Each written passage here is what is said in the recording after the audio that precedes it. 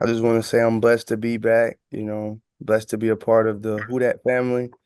Um, couldn't do this without my family, couldn't do this without God, and just it's an honor. Jonathan, did you look around much or talk to many other teams, or was it kind of figuring out a way to get back here the main priority? Um, Talked to a few other teams, but main priority was kind of staying around. I'm happy here, love being close to home, being close to my family, being close to the ranch, and I love this team. I love the culture here. I kind of grew up a Saints fan, this has kind of been my team since, because coming from Mississippi. So, you know, I love it here, don't really want to go anywhere else. So kind of staying here was kind of like my priority.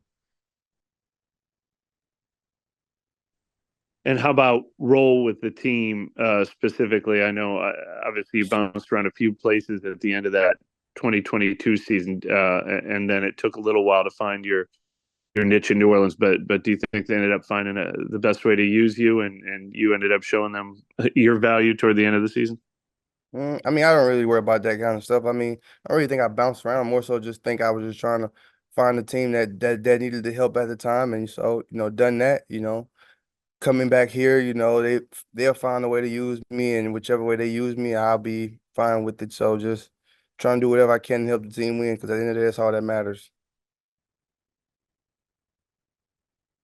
Jonathan, your thoughts on what the Saints have done so far, defensive side of the ball, Chase Young, Willie Gay Jr., those two players especially.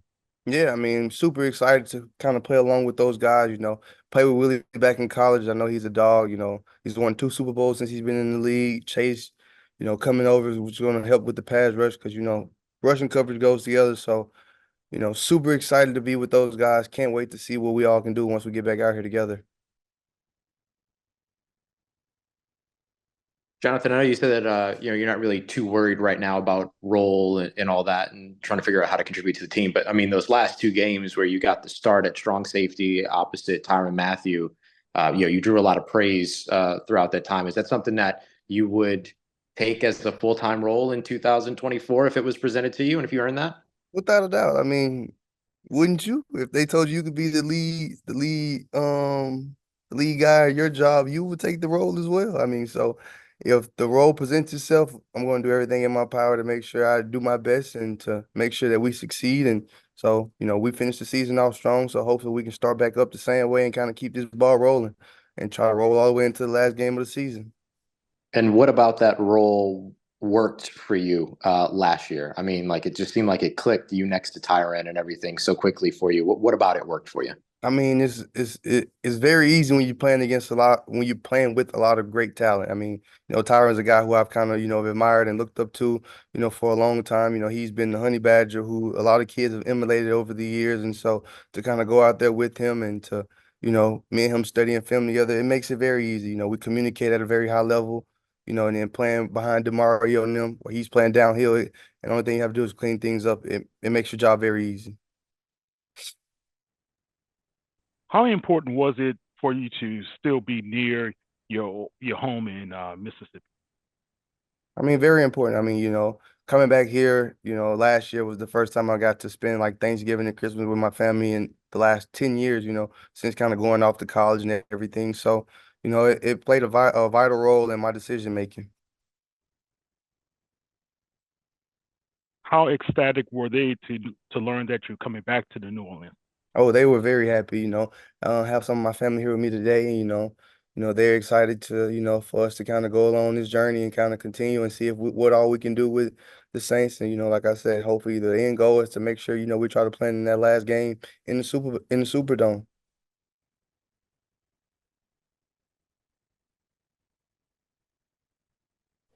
Hey, Jonathan, I want to clarify something you said earlier. When you said you were resigning, did you say you were happy to be near the ranch? Like, were you talking about Yeah. your family ranch? Yeah, I have a ranch. So we have a ranch in Summerall, Mississippi. It's called Rains Ranch. So looking to open up soon. Kind of going to be open for the public. Pretty much going to be a one-stop shop. Having an equestrian center where we're going to be boarding horses, offering trail rides, horse riding lessons, lodgings, pretty much anything you could think of.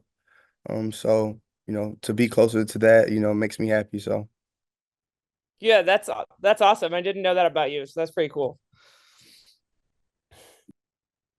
Are you guys helping some of the kids in the neighborhood learning how to ride and get acquainted with horses and the wildlife and everything? Yeah, I mean that's a big part of it. So trying to bridge the gap with humans and horses. So our slogan is Reins Ranch is where hooves and horse unite. So basically, where we're gonna have different programs for like wounded warriors, like disabled veterans, um, autistic programs to basically like a therapy with horses and basically just trying to get kids outdoors again, because nowadays with so many kids being inside playing on electronic tablets and things like of that nature. So just trying to get kids back outdoors and doing more physical activities and things of that nature. And so just trying to create some activities also for, after school activities for kids in the area as well. Where did that passion start for you? Trying to bridge that, you talk about bridging that gap. Where did that passion start for you? I mean, I've had horses my entire life. Me and my brother, we had horses since we were about 9, 10 years old, to the point where I remember we used to have them tied up on leashes out in the yard eating grass like they were dogs.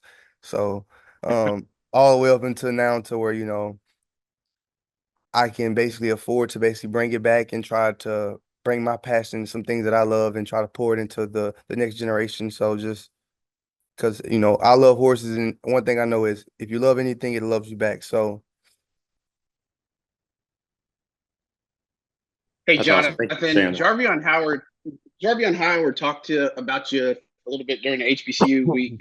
Just kind of talk about your relationship with him and why he kind of calls you a little bit of a brother. Oh yeah, I mean, so me and Javion, we play high school ball together back at East Marion.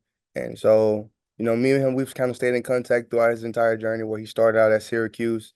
He talked with me through like the whole transferring process because I went to UGA at first. I transferred, ended up going to Mississippi State. So I just was trying to, just kind of keep him mentally there, throughout the whole process and trying to make sure he stay headstrong and make sure he stay motivated. And so, things have paid off for him, where he kind of went to Alcorn and had some success. And, he's entering his NFL journey. So, I've just been, an advocate for him to kind of continue to um somebody to lean on about advice and things of, some things that he may endure and have to overcome throughout this process. And just tell him, hard work pays off. Just keep working. At the end of the day, somebody's going to see it, somebody's going to recognize it, and somebody's going to give you the opportunity. And at the end of the day, that's all you can ask for is an opportunity.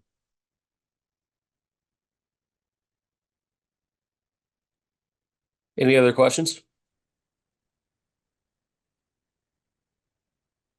Cool. I think we're all set. Or Mike, do you have Thanks one? a lot, Jonathan. Good to have you Good. back. Thanks, John. Appreciate you, man. Thanks, Thanks, y'all, John. for having me. Congrats. Appreciate y'all.